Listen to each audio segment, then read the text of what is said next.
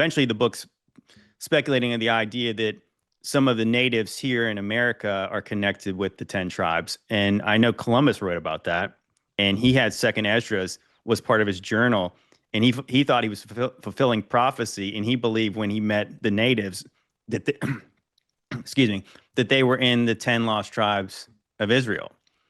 I mean, that's a weird thing to think because we've never heard anything like that. Of course, they didn't tell us that in school. So I guess it does make sense that I've heard that yes, the kings in England claim to be, well, they don't openly acknowledge this, but some of them claim to have some kind of a lineage back to Israel. Mm-hmm. And it kind of makes sense. It kind of makes sense when you think about like the Balfour Declaration and all that stuff and all the stuff that's happened in 1948 and all that. I mean, it sort of makes sense. But back to Prester John for 1 second, I thought was interesting. So again, Prester John is, well, John's a name, but Prester is more like a title as well. And it has something to do with like elder or priest. Well, I want to say might be in First John. It's either First John or Third John. John is called John the Elder in that book. Mm-hmm. And I'm not saying it's him, but I'm just saying like that's strange that this person's connected with it. So of course, this mythology of this Christian kingdom is being told to the Europeans. And the one thing I did a podcast with Doc Brown over at the Prometheus Lens podcast. He wanted to research it, so I looked into it. And I guess the thing that I always come back to, and this is probably why we're talking about the little season, and this is probably why, despite me resisting it at first, eventually I was like kind of compelled to like at least consider it, was, okay, this makes no sense to me because I know a little bit about history. I know that Alexander the Great, who is before the Romans, we're told, his kingdom and his empire, his conquest went into India. He was only emperor, or he was only the leader of the Greeks for 12 years. So you think about that, if Alexander the Great would have got into India, and then you have the Romans following him, which obviously it seems like the Romans did way more than the Greeks did. They had much longer to do it. And then you think about the idea that even like the historical church teaches us that Thomas went and was a missionary to India. So anyways, that being said, so just think about it after hundreds of years go past, and all of a sudden now the Europeans have no knowledge of what happens in India. Yeah. And it's like, you know what I'm saying? Like, it's kind of like, why wouldn't they know, especially if there was a Christian kingdom? Like, why wouldn't they know for sure if there was a Christian kingdom out there? And that just leads me to the conclusion is, man, there's something wrong with our history. There's something where there was some kind of a separation where these places became more mysterious, because I think in this book, and I've definitely speculated and theorized the idea that, no, I believe that the Romans, the Egyptians, the Phoenicians, all these great empires, the Greeks, the Persians, Babylon, I believe they had very good knowledge of the earth.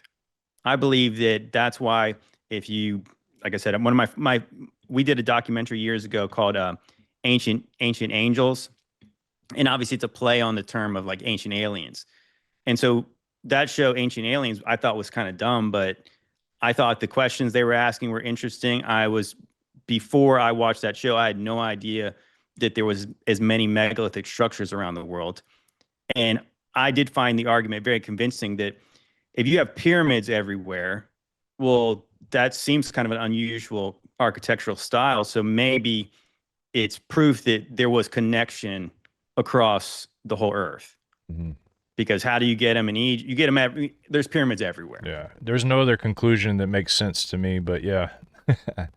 Right. So just think about, if the people who built those megaliths, I mean, you won't convince me that they couldn't build boats that were seaworthy. Or the other possibility is that there's lots of evidence, physical or otherwise, historical too.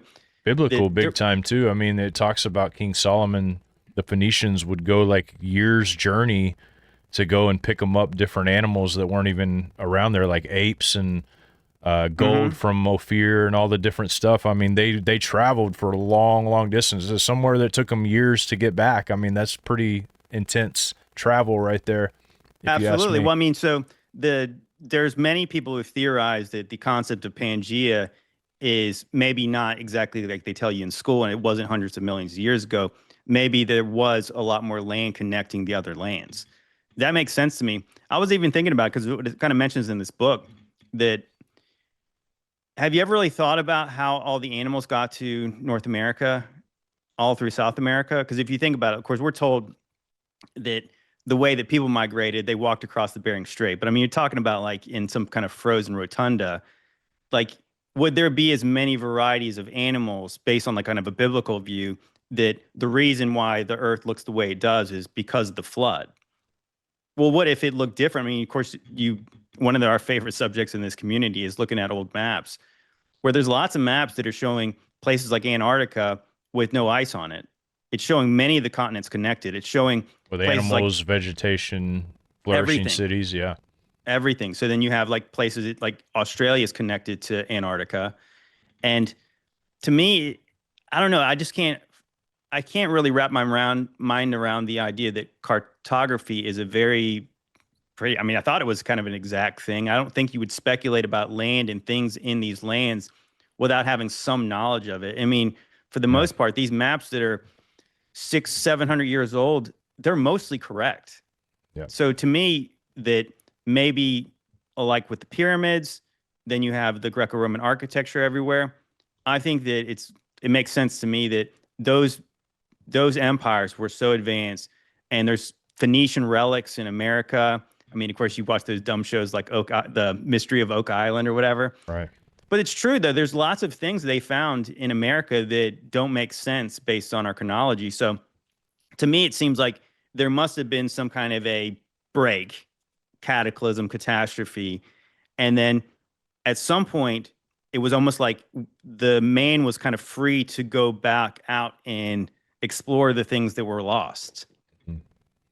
Yeah, it's strange, man. When I look back at some of these things, seem like overlapping histories as well, because you mentioned before we were talking about the book about a civilization that existed here in the 1800s, and they write about it, and it's something we've never been taught.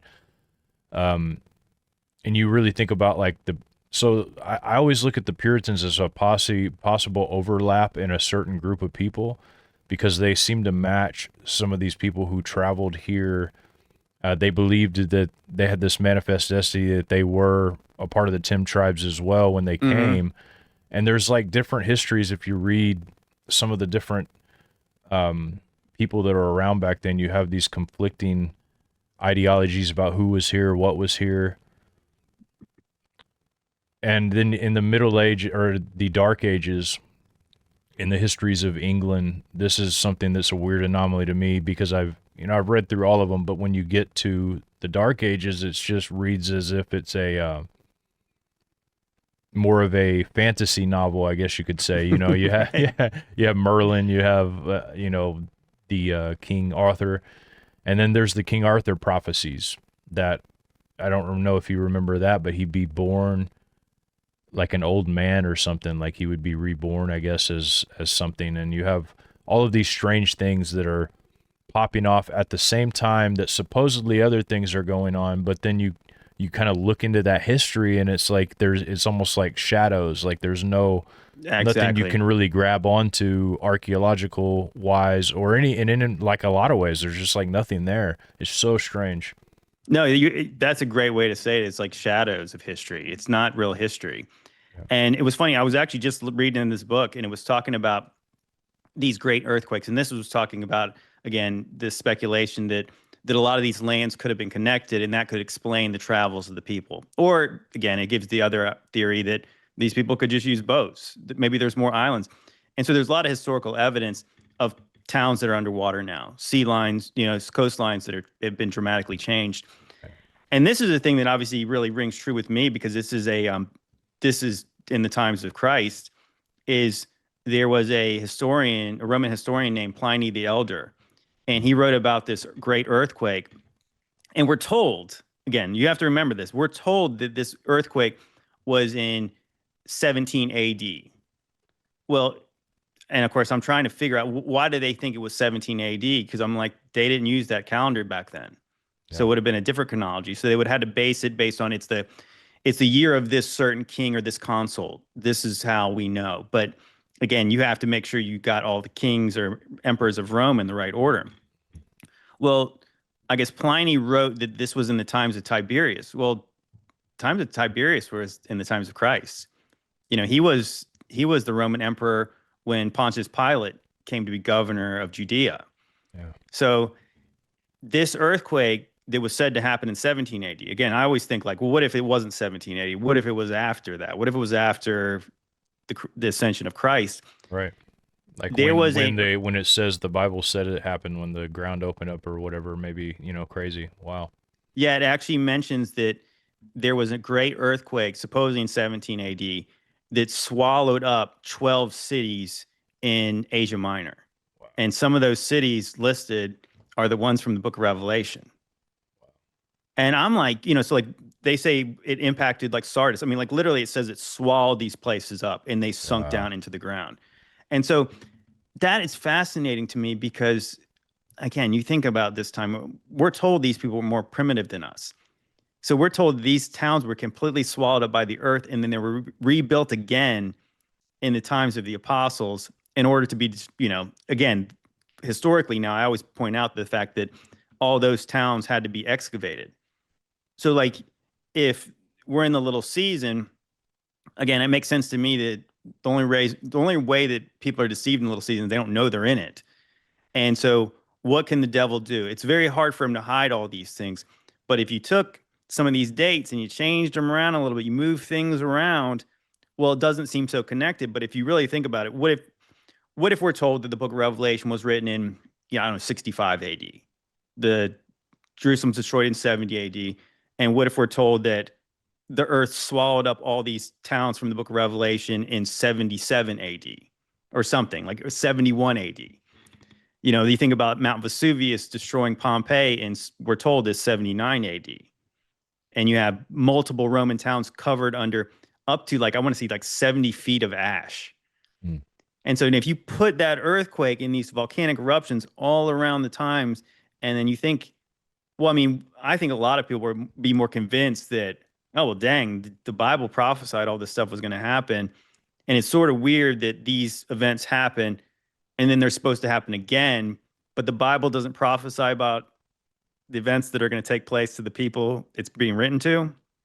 You know what I'm saying? So like I guess that's the questions I have. And so what I was doing, I was asking ChatGPT. I said, well, was Pliny alive during that time of 17 AD? And it said no. And I said, well, it said Tacitus wrote about it too.